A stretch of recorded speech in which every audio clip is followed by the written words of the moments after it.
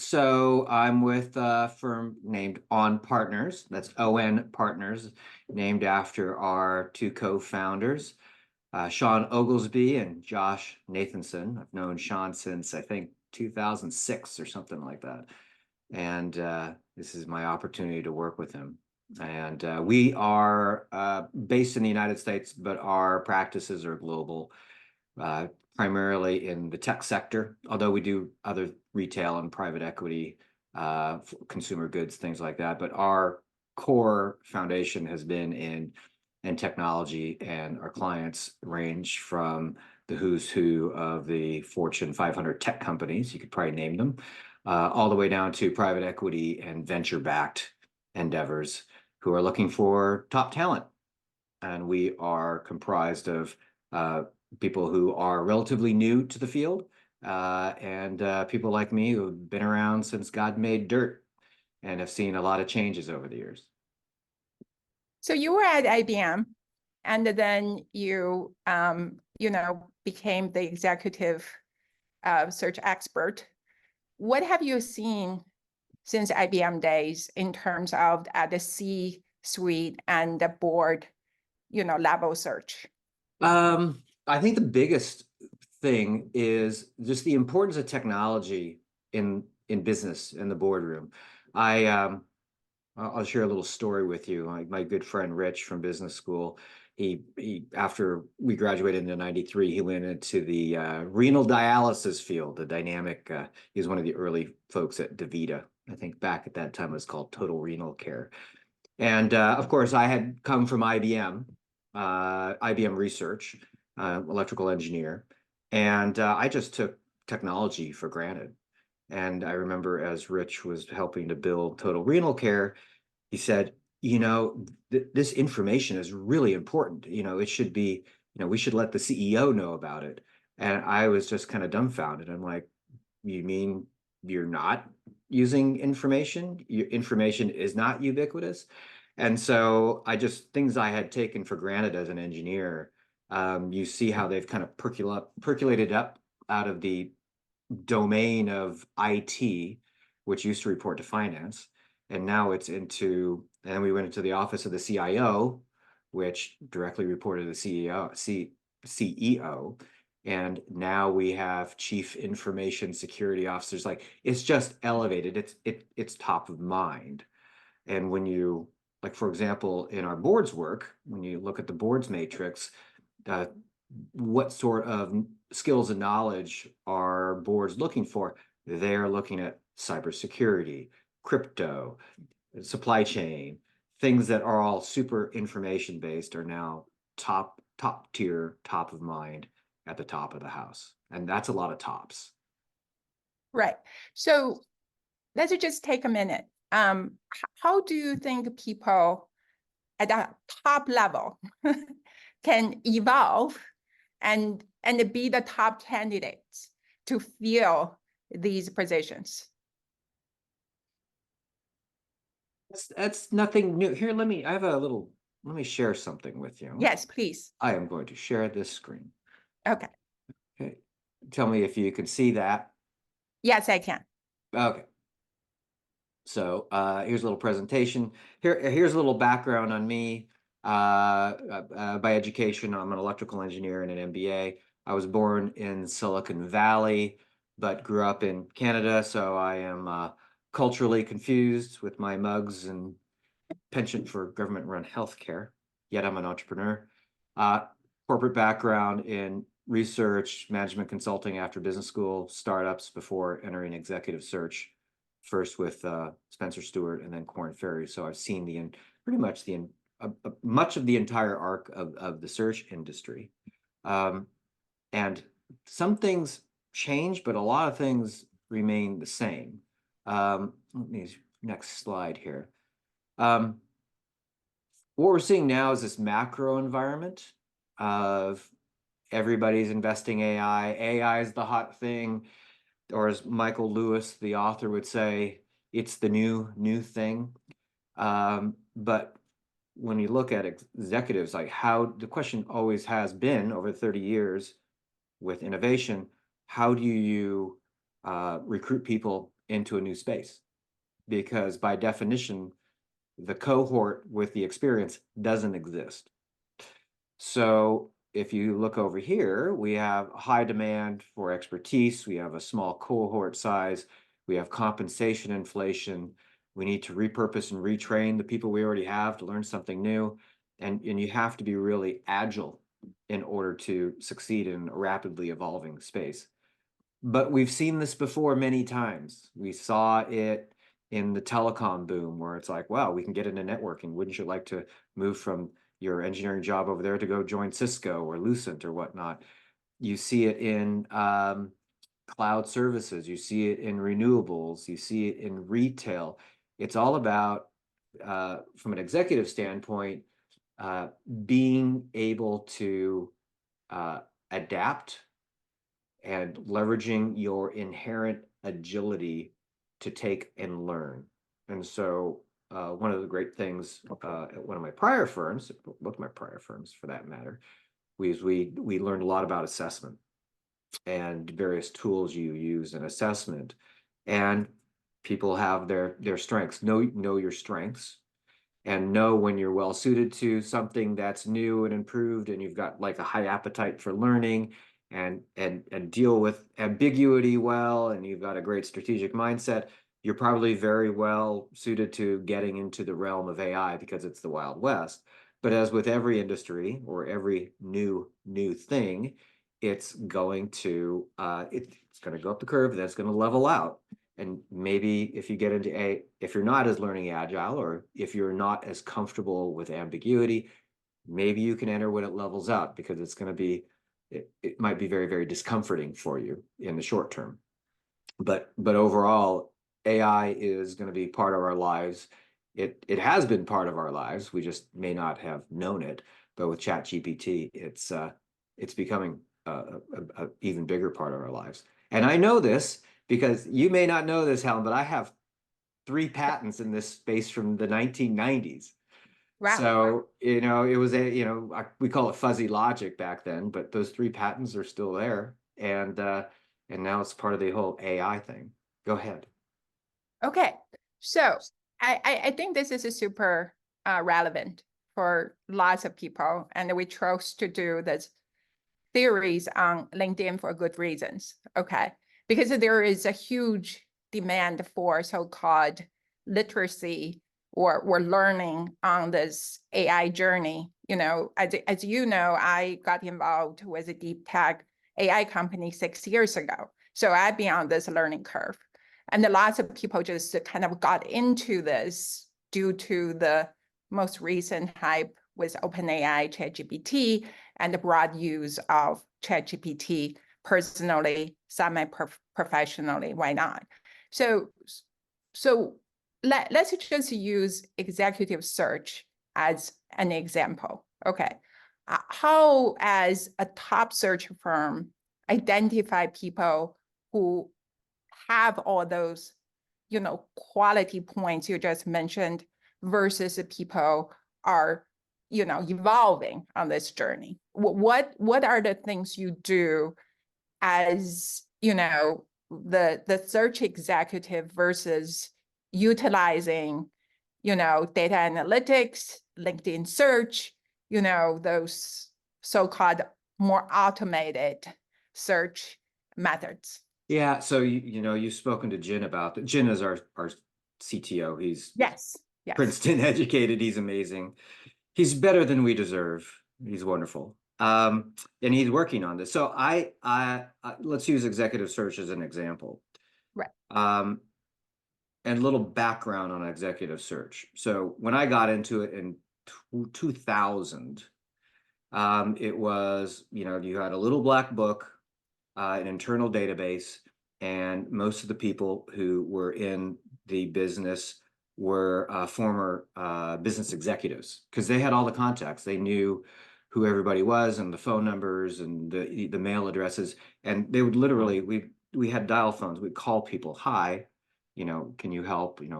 Or I remember like Rick Gostila, one of the great people I worked with over the years. He used the mail service. And then when I show up in 2000, I'm like I'm doing email. And they were like aghast. It's like, you can't send an email. It's like, this is crazy. It's like this wonderful tool. And then I'm like cranking through searches really quickly because it's a faster means. It's a technology. It's a faster means. And it turns out people like the asynchronous nature of email. They don't have to. So that was one of the things that propelled me. So I'm using new technologies. And then along comes LinkedIn, and it kind of disintermediates this internal database. So for a while there, we were using LinkedIn and our internal database. And now LinkedIn's the record of source for everyone. And the internal databases are now just kind of adjuncts. Maybe there's some additional information, but the advent of the internet and the advent of LinkedIn really democratized executive search. That's why it exploded. You no longer had, a black book and smoky back offices where people did deals. Like everybody. That's why we have so many boutiques like On Partners, because we have access to information. And what I think AI is going to do, it's going to take this to the next level. Because where do we spend our time today? We spend our time searching, right? We're looking for a resume. We're going through the internet. We're going through our database. We're going through LinkedIn, just doing Boolean search, expressions to try and uncover things. Imagine if you had an AI that would say, "Oh, here's 50." Oh no, out of those 50, which ones look good?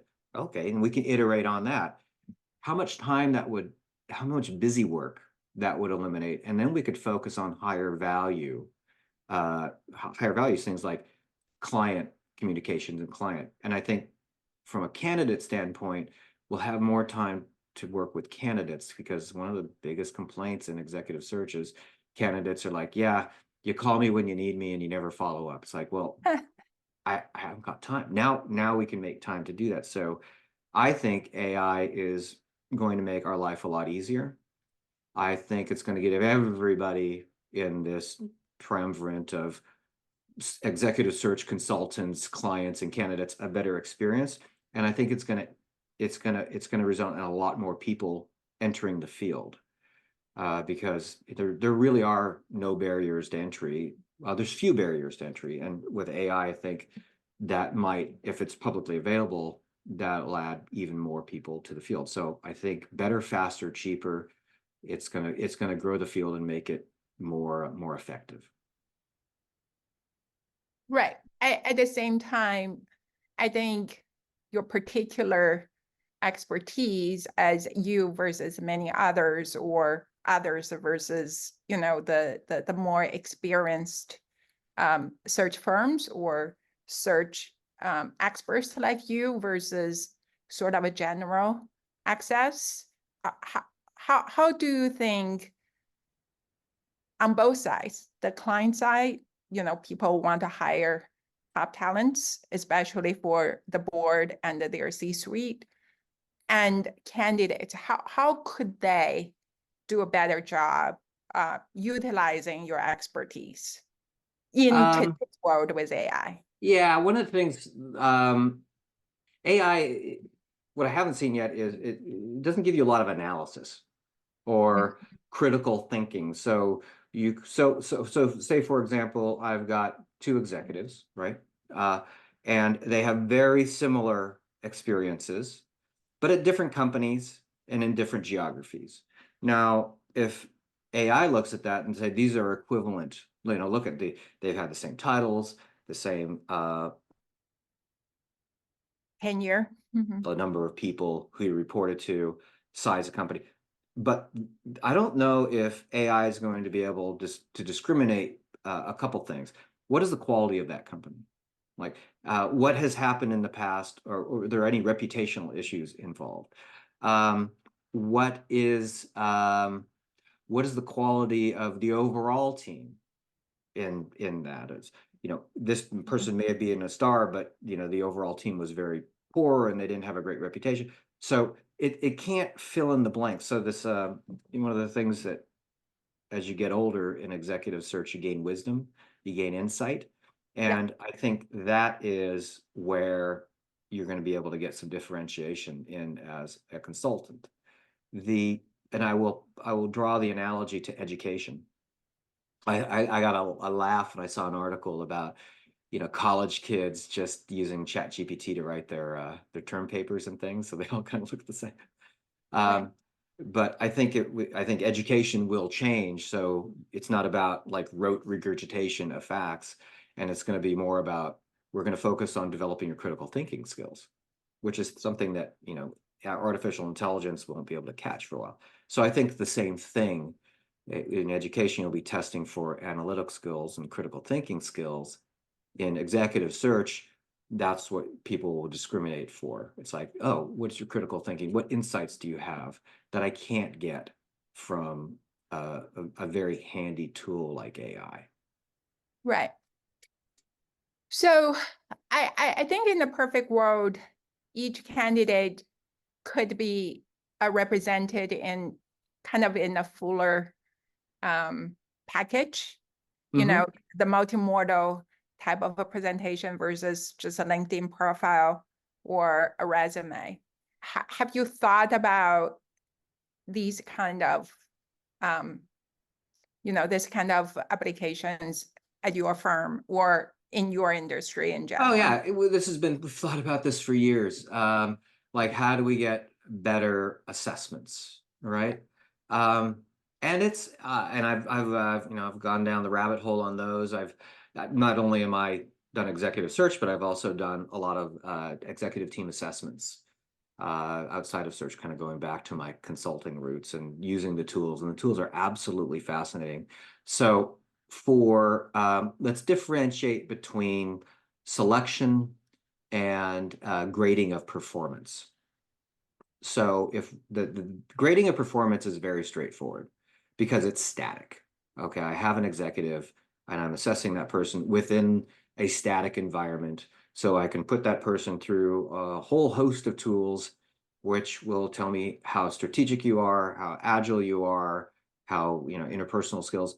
I'll complement that with a 360 peer review, superior, subordinate, peer resume, and I will put together a beautiful document on how you are in this situation. Selection is different because by definition, you're moving into a different situation. So I'm trying to understand, can you make that leap? And you can do that through a number of ways. You can use tools. That will be very, very helpful.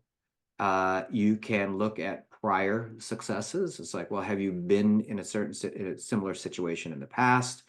How does that match to what we're trying to do here?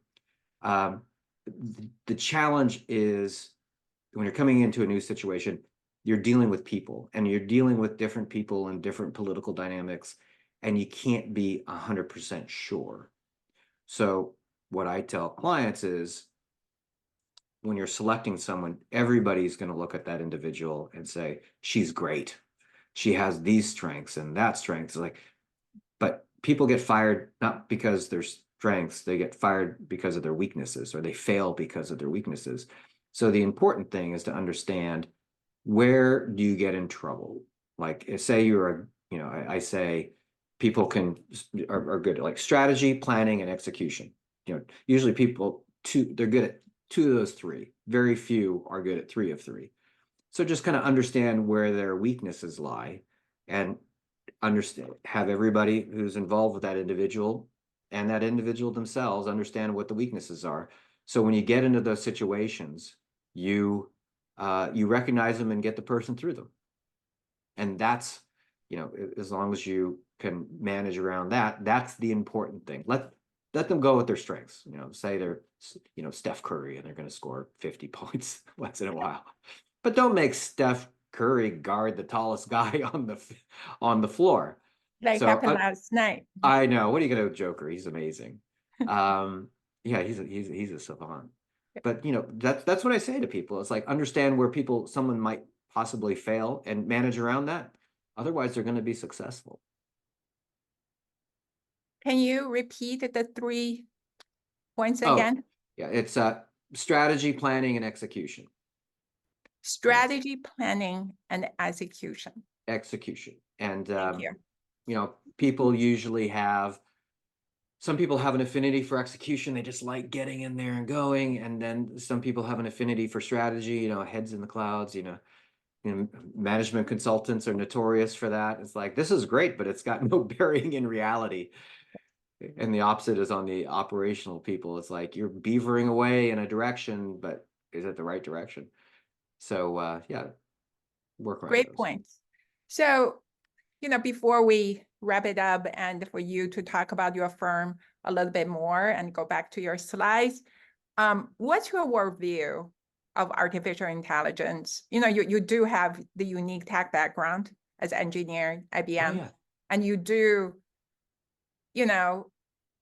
have this career with executive search, which is really front and center with people, right? So what's your worldview on AI? Yeah, it's good.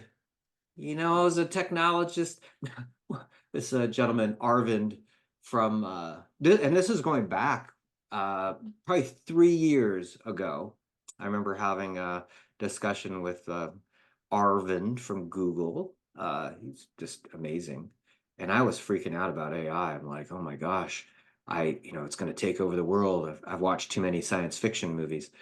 And he looked at me, he goes, Mike, we're always going to find something for people to do, and it'll be better. And he was just so calm, very zen about Arvin. And he's a wise man. Here we are, and I've come around to his point of view.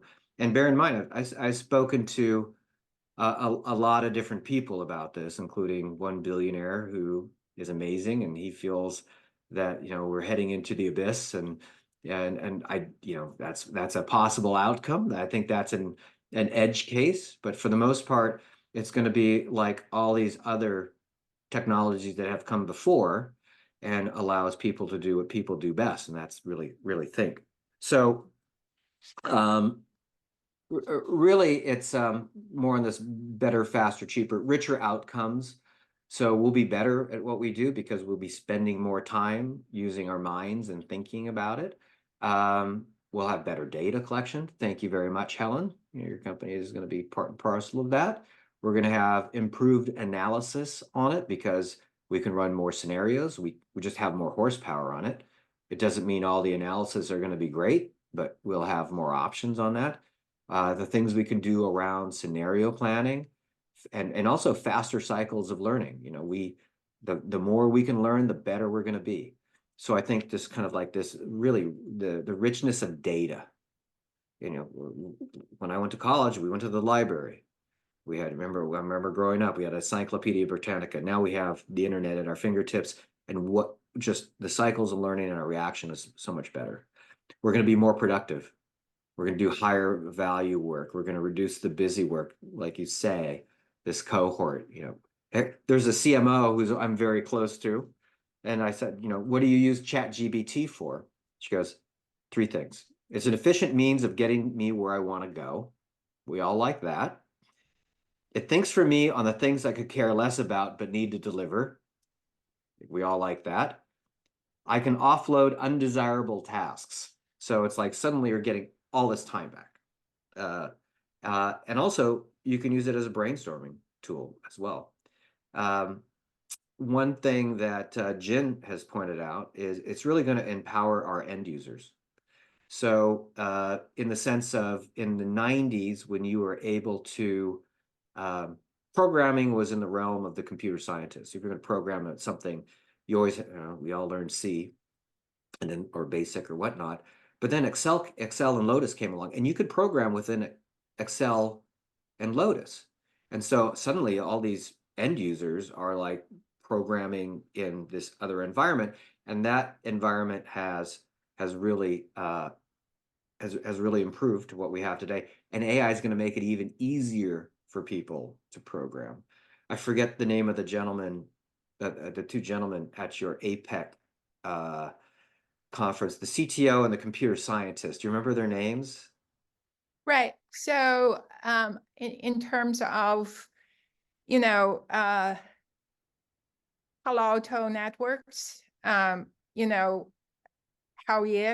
Xu, I mean, he's definitely, the cutting edge and the CEO at Ripcord. And Right. they, turn documentation into intelligence using automation. And then now they are offering that enterprise tool to even consumer tool. They are definitely, ahead of the curve, for sure. And who is the computer science gentleman from Cal? Oh, you're talking about Dr. Mark Nisberg. Yes. So he got his PhD from Harvard. He studied with David Mumford, which is one of the earliest or profound AI guru in this country. So Mark, it's the head of the human compatible AI lab center at UC Berkeley. So Mark had this, he had like a matrix up about industries and functions and which would be the most impacted by AI. And he said the one that's going to be most impacted is computer programming. He was kind of like relegating it to the dustbin. And then the CTO at Palo Alto Networks chimed in. He goes, well, what I've seen since AI came along, it's even more demand for programmers. And I think that's what we're going to see. We're going to see even more demand, but it's going to be different kinds of programming. So once Absolutely. again, we're going to have a boom in skills and it's going to be greater productivity. Now, if you're on the other side of that, the risks in the chief information security officer and CIO ranks are authenticity, like is this data real or not? Is it a deep fake? IP retention, if AI writes some code and maybe it includes some of your IP and it gets out there and in the ether, like what do you do about that? This is going to be a boon for lawyers, I think one person said. Actually, it may have been my counterpart, Brad. He said, lawyers are going to make a lot of money on this. You got to maintain your basic skills. You can't let AI, do everything for you. When calculators came along, we still needed to know how to do math. You still need to know the basic principles. So, and then there's the whole we don't know what's coming, right? It's the whole matrix. Does it get out of control? Oh gosh, who knows? How do we stay in control versus losing control to something else? But I think for the everyday person, this is going to make your life a lot better, and it's going to reduce the noise from the signal. So what's your advice to the CEO, the C-suite in this world of AI and how to adopt or deploy enterprise It's like level? anything else, whether it's cybersecurity or cryptocurrency or geopolitics, you have to stay on top of it. You don't have to be the expert. There's a lot of people who are experts, but you need to be informed. You need to understand what the issues are for your company and other companies at the political and economic levels. So I think staying informed, letting experts do their thing, and watch it improve your business. Awesome. Okay, do you want to show your final slide? Oh, It's here's about here's, partners, and thank you for well, your we are here. time. Time We are, flies. I know yeah. you have another engagement right after this. Yeah, well, on partners, we've been around since 2006. We're a very effective boutique firm, I guess you would say. If you can say, top 20 firms in the world. I don't know if we're boutique-y, but we've got 9 offices across the US. We serve clients around the world. And I think that what separates us is we just do exec search. This is not supposed to be hard or complicated. We're just focused on having delighted customers and making their lives easy. And so I think we're based out of Cleveland, so we're Midwest nice.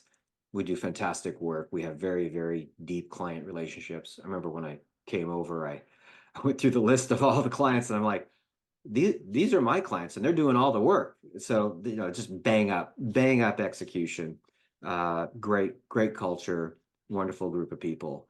And we keep it simple so we can be present. We don't delegate the work to, junior folks. We do it ourselves. So if you want a great executive search experience with people who are just focused on making your life great, that's on Partners. Well, I'd have to say, working with Mike in the past, I could testify that this is really the human intelligence combined with data analytics and the general intelligence with the technology. So really a pleasure having you today. And I hope that we'll have another, conversation and dialogue in the near future. Oh, Thank you, Mike. absolutely. And when we'll make sure that to circle back and see if what I said actually came true. It But will. I mean, we'll talk more about what we do and how we help enterprise, to deploy AI with, knowledge management and rack structured, more personalized, expertise based output, because your output based on your background should be very different from your other partners, and every candidate in your database should be presented in a more holistic way. That's what we can do with our technology and all that. So thank you so much, Mike, and thank you for going LinkedIn Live. It's been fun, and we are going to go offline right now. Thank okay, you. Helen, I'll Enjoy see the you rest soon. of your day.